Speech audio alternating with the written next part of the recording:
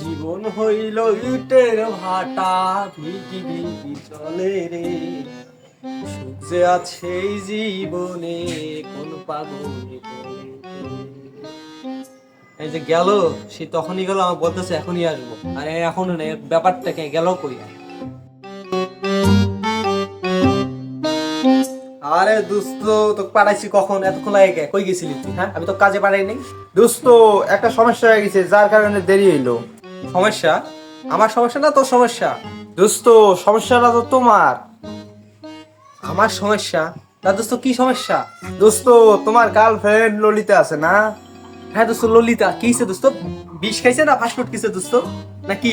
না দোস্ত, রাস্তা দিয়ে আসার সময় অনেক কিছু শুনলাম। তা দোস্ত কি এমন কথা শুনলা? দোস্ত, শুনলাম ওর নাকি বিয়ে হবে।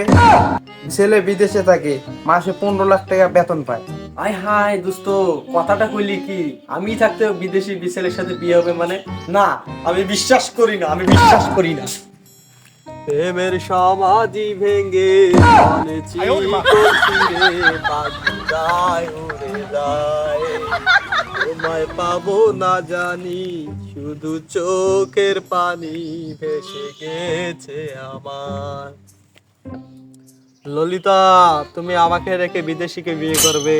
হ্যাঁ, তুমি এটা করতে পারবে? তুমি আমাকে কথা দিয়েছিলে যে তুমি আমাকে ছাড়া কাউকে বিয়ে করবে না। ললিতা রে, জীবন আর জীবন নাই রে, মিশে গেছে ধুলার সাথে। তোমার সেই কথাগুলো আজ খুব কানে বাজে।